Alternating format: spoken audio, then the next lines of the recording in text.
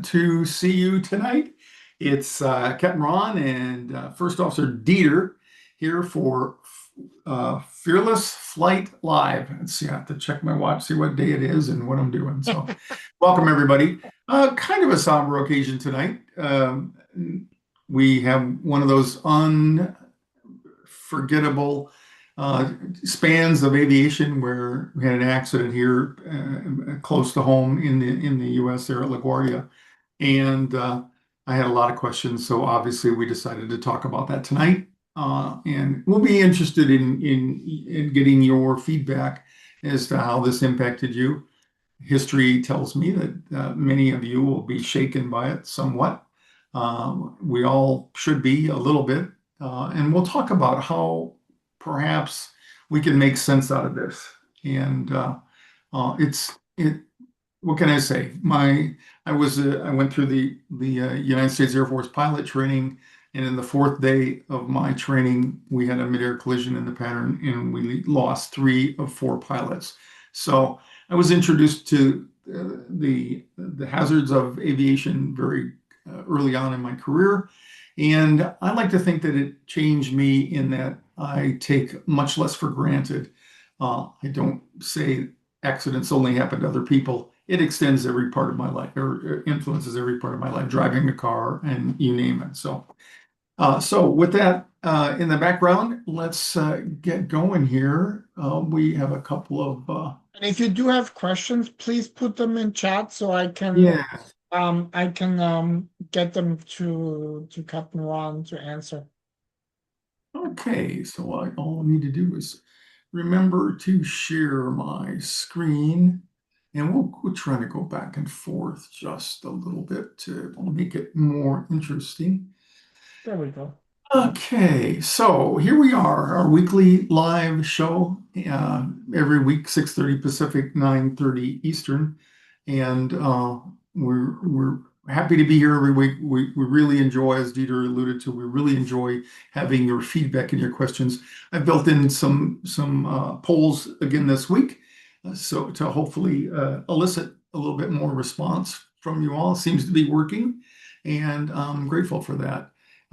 We have, of course, our next Cleared for Takeoff 101 LA version coming up on April 18th. It'll be over in the Air Hollywood Studios in Valencia, California, from 10 o'clock in the morning, that's a Saturday, until 1 p.m. in the afternoon. It's a great opportunity. You'll be seeing another email or two from us to remind you of that. We are working on putting a flight together for the end of May. It's a whole new ball game now with Southwest. We used to early because there was no pre-assigned seating and we could get a group. Now we have to purchase tickets to assign seats, and so that's changing the dynamic. So I'm waiting to hear from Southwest Group Desk as to what they can do or what we can do to facilitate that. But nonetheless, we will be in Air Hollywood studio over there. We have just a wonderful facility. They have a mock-up of the waiting area, the boarding area, and then the interior cabin of a 737 type airplane. And it's hugely popular, and it creates a little bit of realism to help you remember what it's like whenever you get near or on an airplane. So I hope you can join us if you've got the time and the inclination. All right, let me just answer Ronnie. So it's gonna be from 10 a.m. until 1 p.m. on April 18th. But you gotta go and register at the link that I put in the chat here. Okay, and if you have any more questions, just message me or send us an email at captainron@fearlessflight.com. Okay. So when the news shakes confidence, so tonight we're going to look at a very real event in a calm, clear way, not to scare you, but to help you see how aviation safety works, even when there's a breakdown. I will do my best to stay within my boundaries and tell you only what I know. And I'll for sure, if I speculate, I'll make sure that you know that.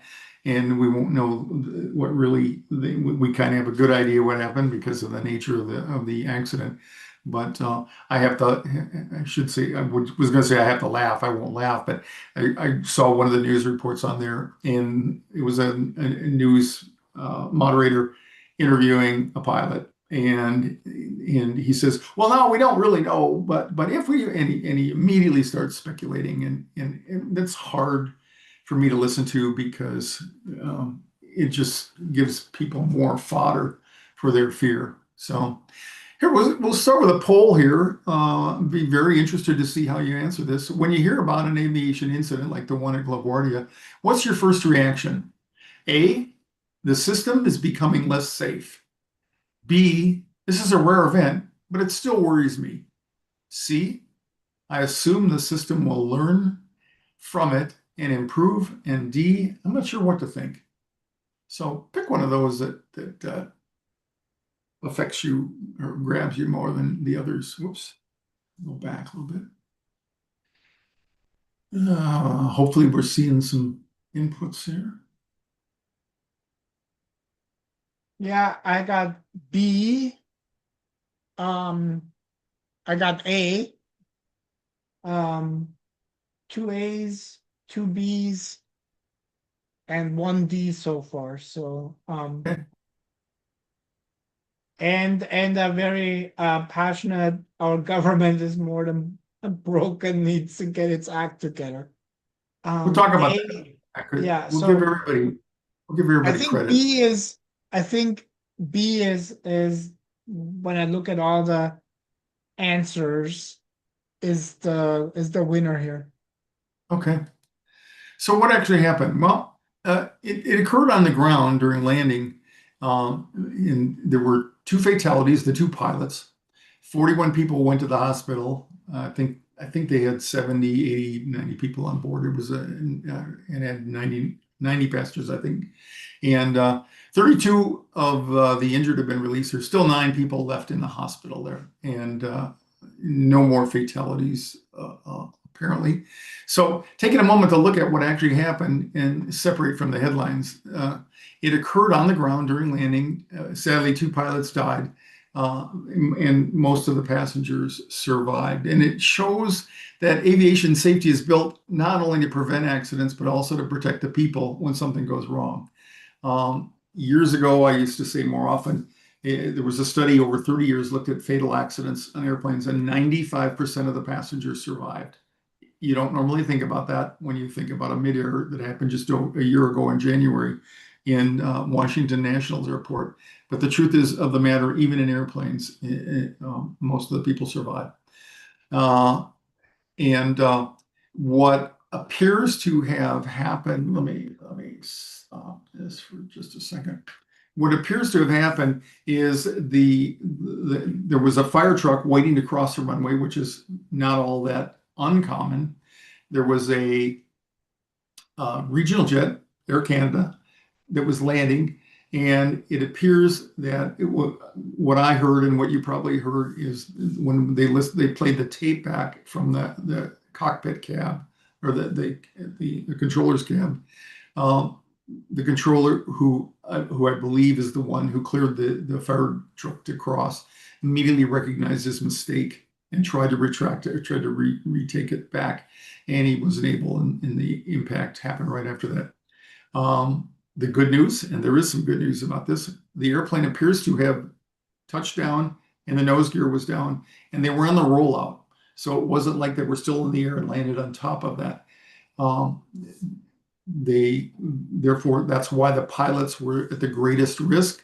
And it looks kind of like a T-bone accident where just 2 cars, one runs the intersection and the other one runs into the side of it.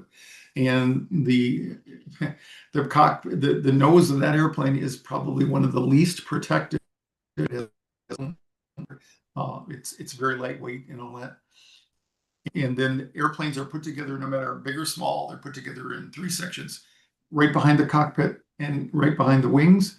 And that's where they break up in sufficient horrendous impacts. cockpit did break off in here. I don't know what the status of the pilots was at that point, but the flight attendant has her back to the pilots, and she was flipped out and thrown from the wreckage. So the fact that she survived is probably one of the biggest miracles there. Just 35 years ago, last month, there was a U.S. Airways Boeing 737 landing in Los Angeles International, and there was a regional jet cleared for takeoff by mistake. And so they were moving down the runway, and the U.S. Airways 737 landed over them, and they landed on top of them. And the only reason I'm bringing that up is to contrast the absolutely calamitous damage that did. I believe there were some survivors from that one too, but far fewer. And so if there was any luck in this, it was the fact that the fire truck was down the runway. How did it happen? I believe the controller just made a mistake and forgot that the airplane was landing. And you might say, how the hell could he do that? Not all that difficult. And the irony is, if there was less traffic sometimes rather than more, your vigilance goes down a little bit. And if you got one airplane landing during a 20-minute stretch, you can imagine there's one airplane on final, you clear him to land as soon as he comes over and contacts you after being handed off by approach control. And then you just kind of forget about it because he's just quiet, he's doing his own thing. And that could be what happened. And I'm totally speculating there. But it obviously was some sort of mistake, and the controller seems to have realized it, although not timely enough in a very quick fashion to that. So, okay, so that's pretty much what happened. And hold on, Ron. Can you define the good news there? Somebody's just asking you. You said there's good news. So what was the good news there? Well, the good news was the dynamics, the physics of the accident was the airplane was on the runway and decelerating. So it might have been, it could have been as little as 50 miles an hour when it impacted, but it'd be, for the pilots, 50 miles an hour. If you said, here, I think I'll get in my car and I'll drive into this wall at 50 miles an hour, that would have been, it was not good news for them, but it was good news for the other passengers because they were in the back and hence the myth. If you sit in the back, that's where the survivors come from. But in this case, with a frontal impact against these fire engines, holy cow, they carry thousands of pounds of water and chemicals on board. And it's probably a miracle that none of those folks got injured with that. So, okay. So you feel free to ask me anything you want about this. So events like this require several safety layers to fail at once. You've seen me use, this is the model we use in aviation safety. It's used in other technical safety programs. It was simulated by showing a bunch of pieces of Swiss cheese, which have random holes in there. And these represent layers of safety. And events like this feel alarming, but it's important to understand that they are really rare. And it's not until one of those holes lines up all the way through. And in aviation safety, it isn't built on just one system. It's built on multiple layers working together. And for something like this to occur, several of those layers have to break down. And we'll talk about some of those tonight. They have to break down or they have to misalign at the same time. So extremely common. And the event nonetheless gets our attention, but what it really highlights is how many protections are in place, and the rest of the time everything is quietly working because as I do, we've been rolling along pretty well for the last 16, 17 years. This is a little bit more in detail on the Swiss cheese model, and like I said, every one of those represents a layer. So procedures up there, that layer might be checklists. So one of the things we do to make sure that we don't miss things, both in the maintenance of the airplane, in the control towers, and certainly in the cockpit, we use checklists to manage so that we can prevent forgetting things. Technology, we have things that we assist. One of them is very technical, called the ground proximity warning system. It warns us if all else failed that we're approaching the ground. We have a the safety warnings to tell us that when we're on a collision course with another airplane. That's yet another piece of technology. So we have lots of things technologically that go in there as well. And then we have human awareness, and that underwent a really, really significant change in the training of pilots in the latter part of my career between 18, I'm not quite that old, 1985 and when I retired in 2007. Lots more, and that's why one of the reasons that flying has become even safer. And albeit, however fail-safe they are or appear to be, every layer has small gaps or vulnerabilities, and that's where mistakes can make. But it's in the layered part there, backing each other up, that hopefully it prevents those gaps from lining up perfectly across these multiple layers. And that's what it makes it so unlikely that we'll have accidents like we did the other night in LaGuardia. Ron, there is a question about safety. Yeah. Connie wants to know, it seems like in those recent accidents, it was regional jets. Are those less safe than like a Boeing 737? I guess I'm not sure which, but the ones I can think of is the one up in my neck of the woods, the flight that we've talked about. I think it was a Delta. Yeah, That landed. Part of the Delta system, but it was a Yeah. Canadian jet. Yeah, yeah. So We could say Canadian regional jets. They've been involved in two of them. So what's going on up there, Dieter? No, yeah, exactly. What's going on yeah, up no. It's just a coincidence. It could have happened if the airplane had been a Boeing 737, a Boeing 777, or anything like that. It would have happened the same way. It has no relevance to the actual size of the airplane or what kind of it is. So yeah, except the biggest impact would be the number of people on board. So and the airplanes are designed and approved and certified in the same manner as a big airplane. Doesn't matter. They all fly with the same relevancy to all these layers of protection. So the size of the airplane wouldn't make any difference for that. And what's not relevant, that my slide got cut off there a little bit. What fuels fear is not always what informs safety. So passenger fear stories, war or terror links, and media speculation adds anxiety. It does not add clarity. And that's what our goal here is tonight. So take a look at this. When a high profile aviation event like the accident in LaGuardia is in the news, how does it affect your confidence in flying? And this is a little bit of a variation to the first one. We're trying to get a feel for what your attitudes are and what your inner sense is. So A, it significantly lowers my confidence when something like this happens. B, it makes me uneasy, but I still believe flying is generally safe.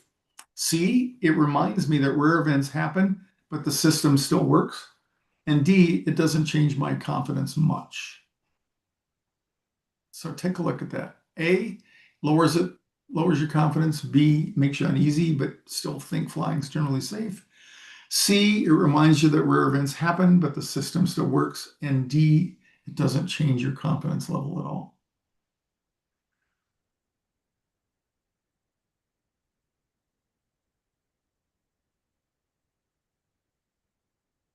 All right, we got A, we got B. Hey, Ron, I think your audio just disappeared. Is it?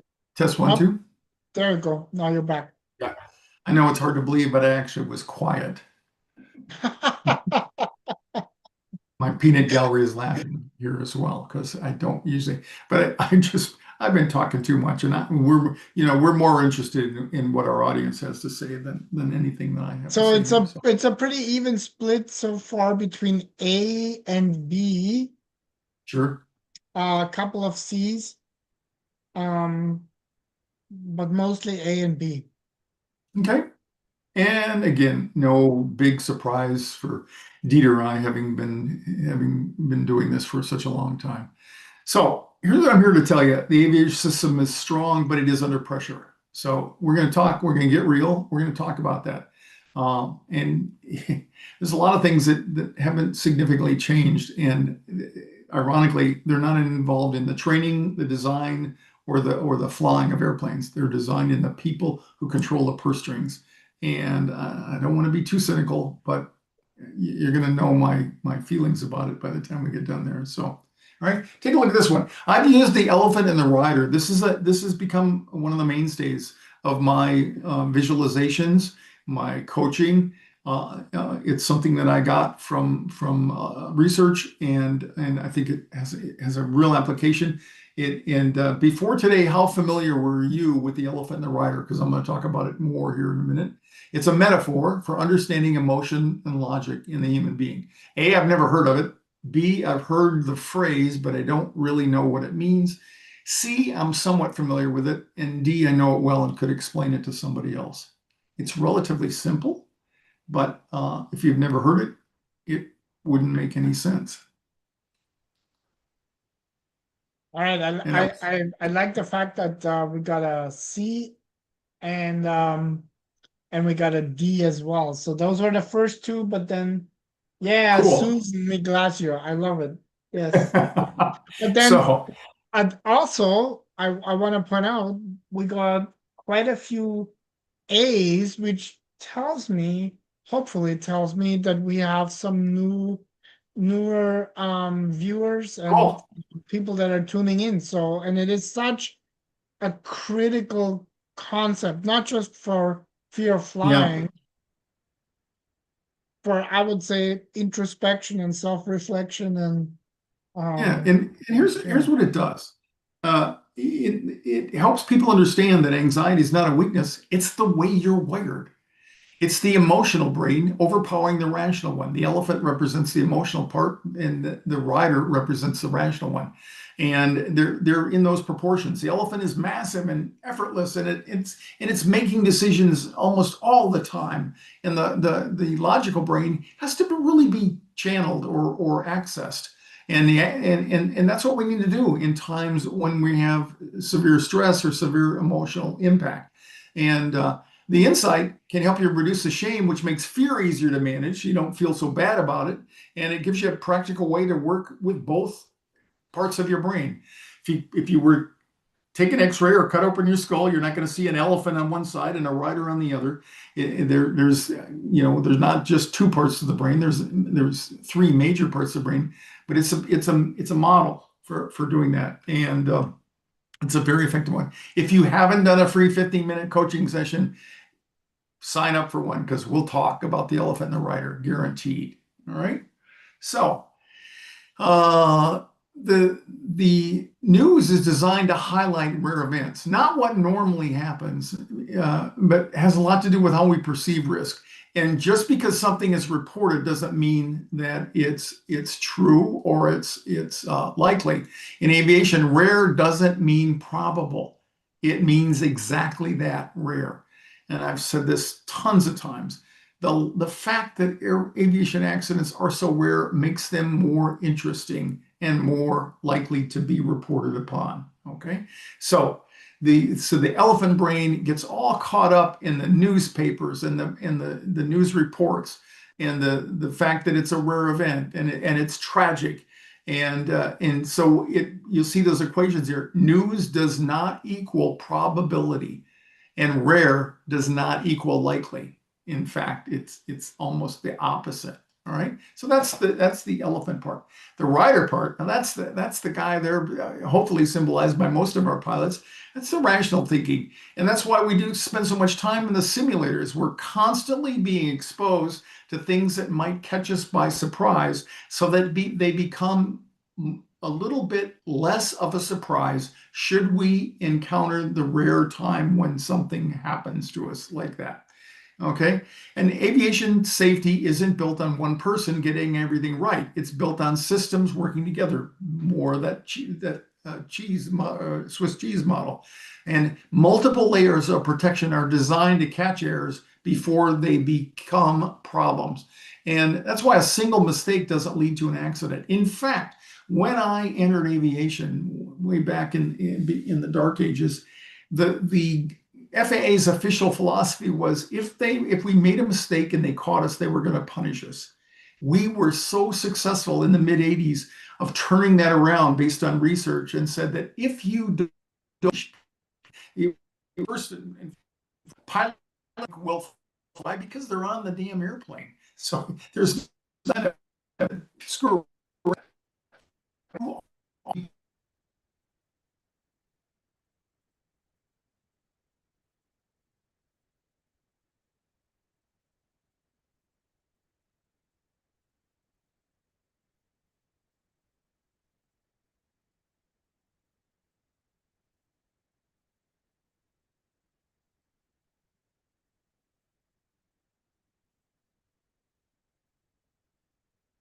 Yeah, Ron, I think we lost your audio. Because I can't hear you, and I also um I'm also getting that from other people as well. So, and we're okay.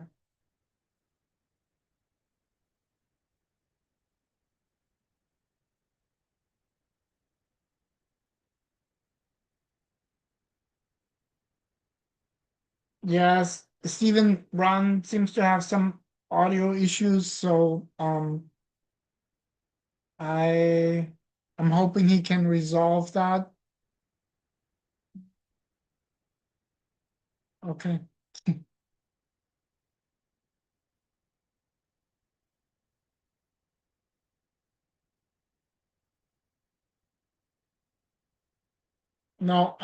No, we still don't have your audio. Audio. Oh, Can we hear you now? yeah, different microphone, I assume, because it's a Totally. different sound. Okay. Yeah, but we Yeah, can hear you.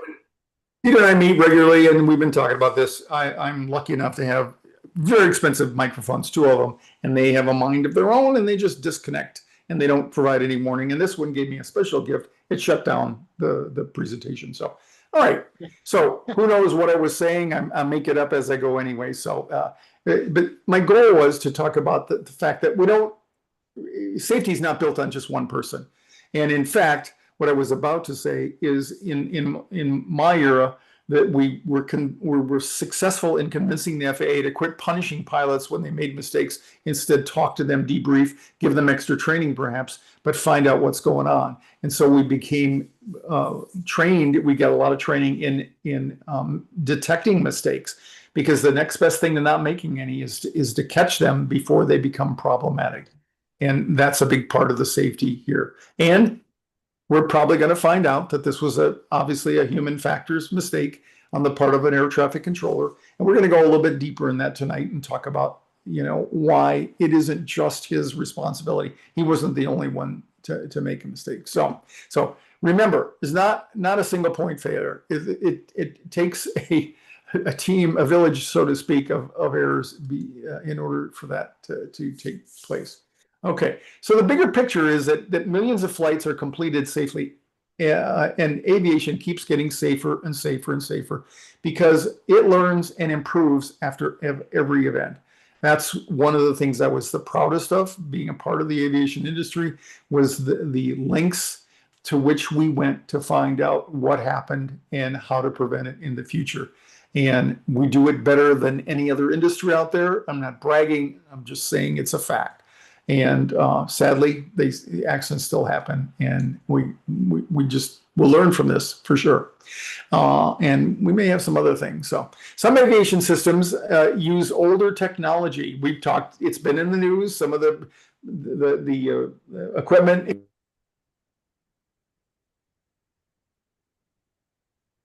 Whoops, I think your audio has just yeah, I cannot hear you. Now, can you hear me? Yep. Yep. I just decided to switch. Okay, so I will try. Maybe I'll open that up and see if I can catch it in the midst. Okay, so old doesn't necessarily mean unsafe. and the stuff we use is proven and tested, and it's backed up again by multiple layers of redundancy. In fact, old, including the pilots like myself, often means reliable, reinforced, and tested under fire. So proven and all that. But that can contribute to that, and we have some issues that I'll talk about here just a little bit. So here, let's talk about some of the things that have been in the news leading up to this. And I hope to heck that this is one of the things that may get moved, the needle may get moved in a positive direction here. Staffing challenges like fatigue and workload are real, and they matter. You remember with the last government shutdown, they weren't paying air traffic controllers. Correct me, Dieter. I believe that we're still there are some of the towers over here that are understaffed as well. Well, the U.S. we've had a problem with understaffing in they can't meet their normal complement of workers during shifts.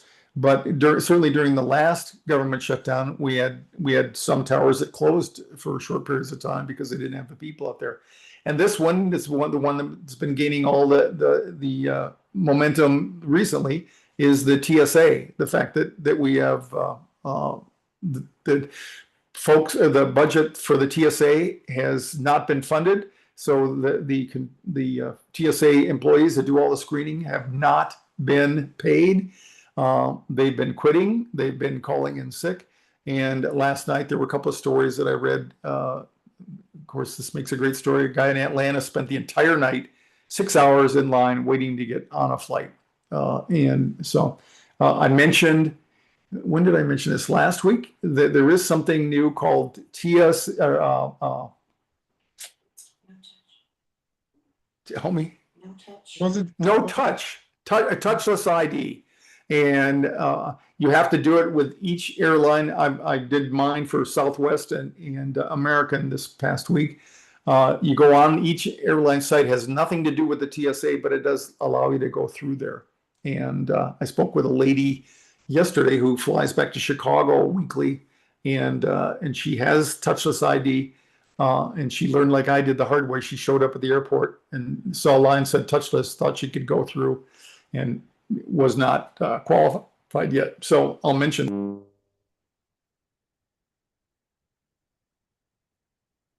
Well, there's your mic's gone again. Ron, if you can hear me, your audio is not working. So assuming that Ron still can hear me. Sorry? Can you hear me now? Yep, you're back. There we go. Yep. Of course. It just. As Susan said, and he's gone again. Oh man. Yes. Okay. Well, so you do it. Just I never lose I can hear you all the time, Dieter. So Okay. I just switch. So okay.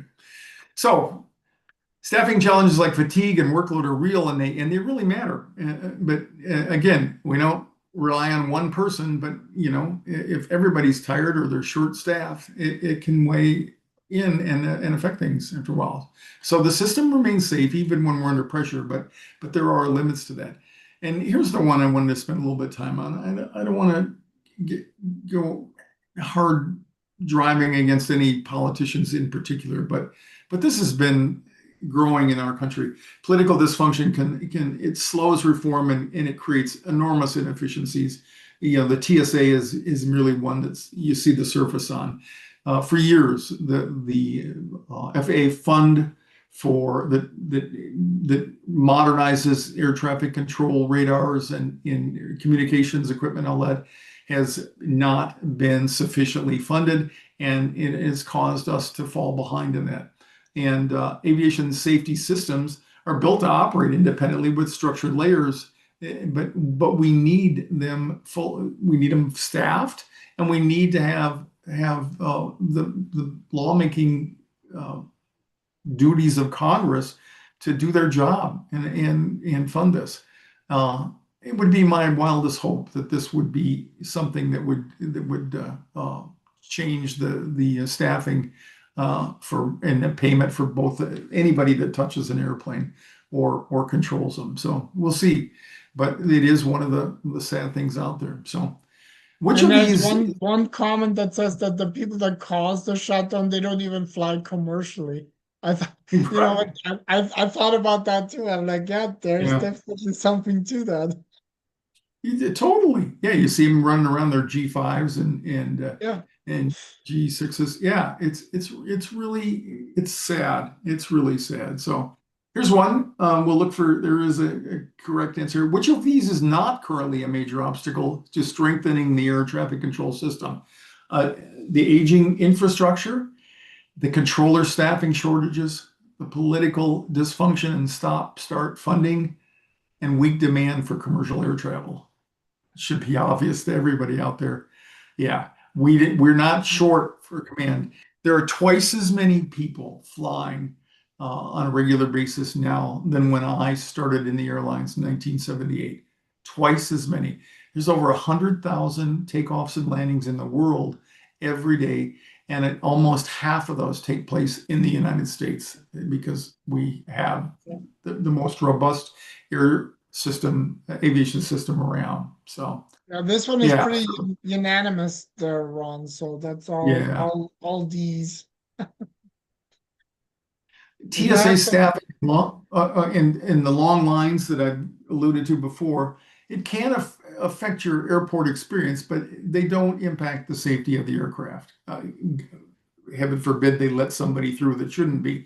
But one of the things I have to give the government credit for is they've not compromised.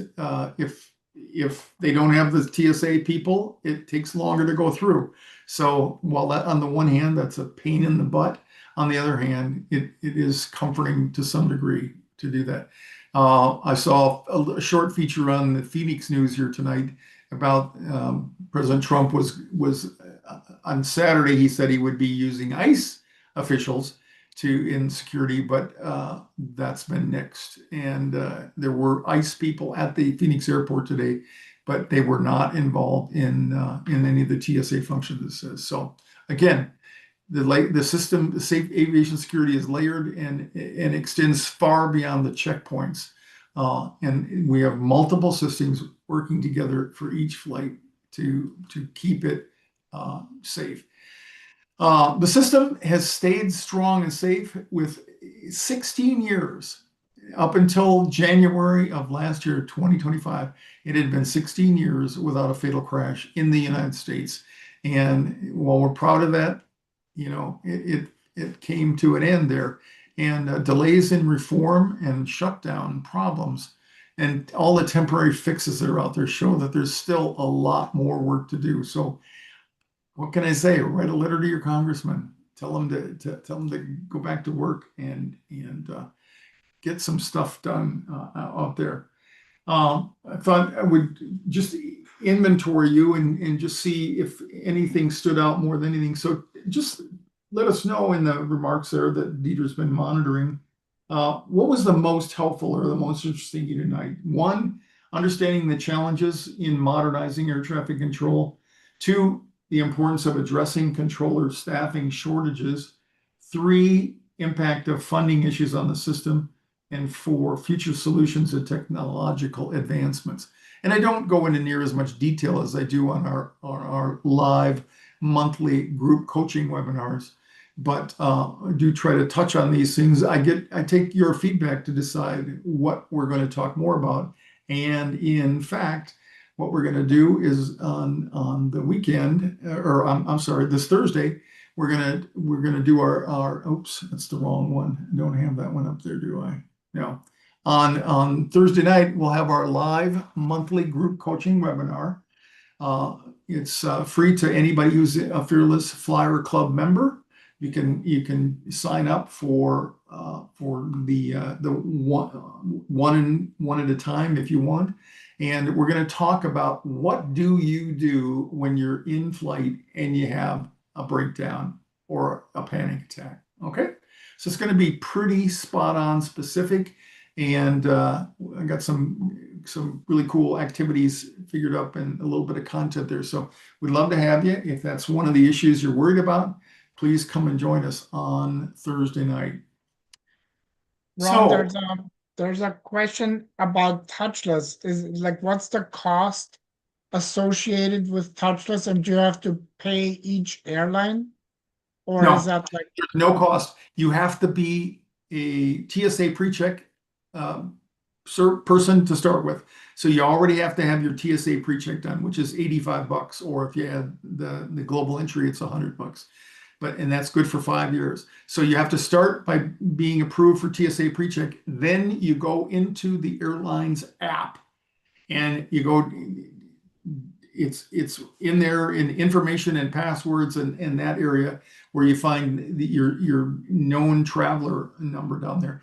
And there's a box on both the ones I've done as a Southwest and American. There's a box there that says or touchless ID.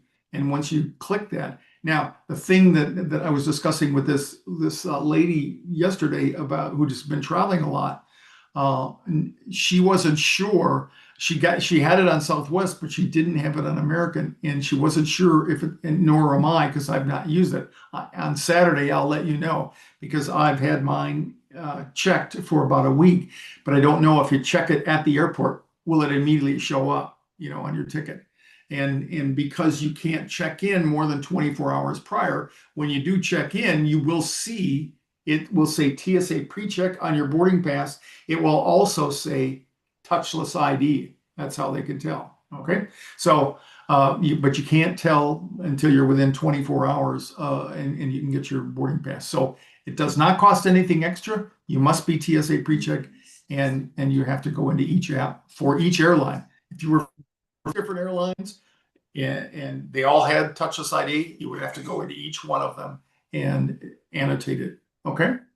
So the thing I really want you to take away from tonight is the systems is under pressure.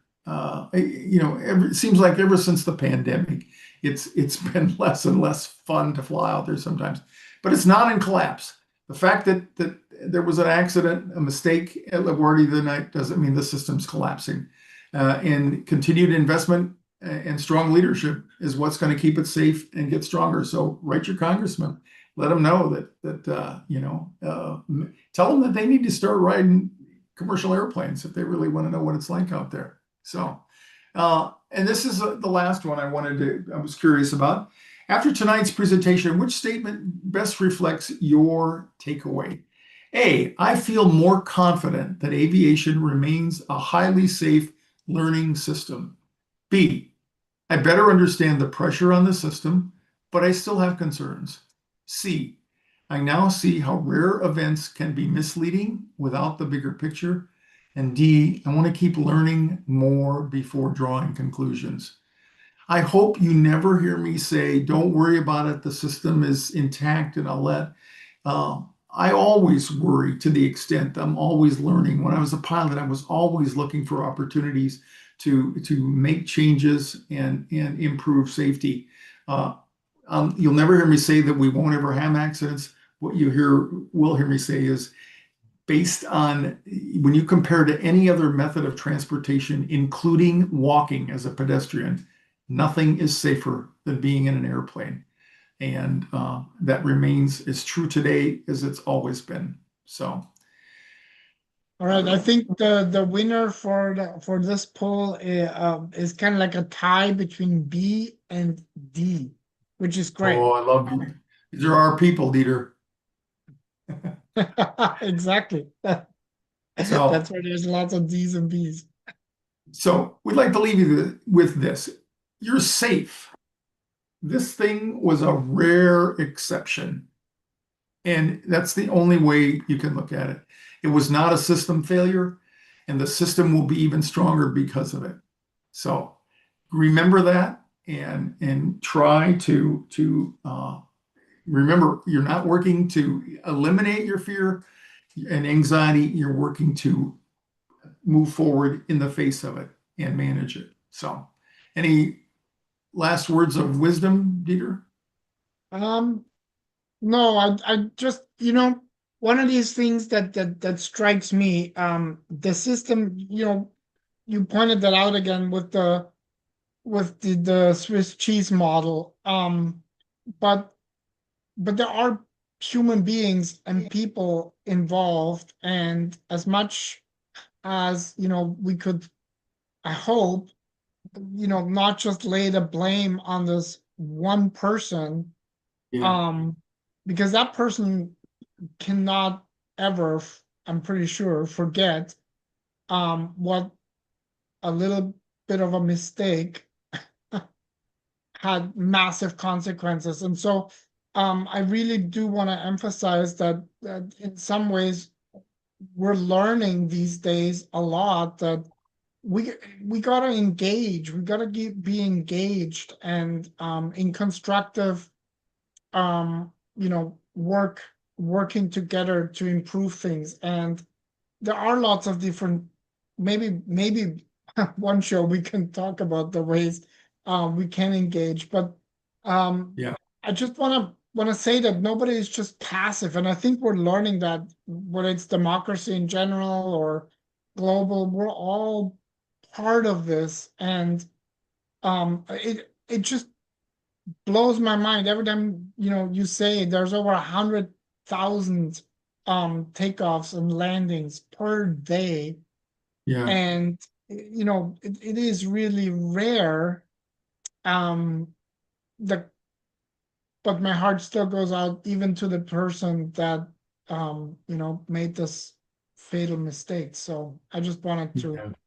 to say And that. we'll keep that guy in our hearts and minds, because he's going to go through unbearable shame and grief and all that. So, one of my favorite quotes is "No man is an island," and that's why we do this at Fearless Flight. That's why we have is one of the legs of our stool is community support, and so keep coming back, because it's better talking to other people than it is trying to hide in a closet and hope for the best. So, That's okay. Thanks, Dieter. Thanks, everybody out Right. there. And we will see you again next week for another episode of Fearless Flight.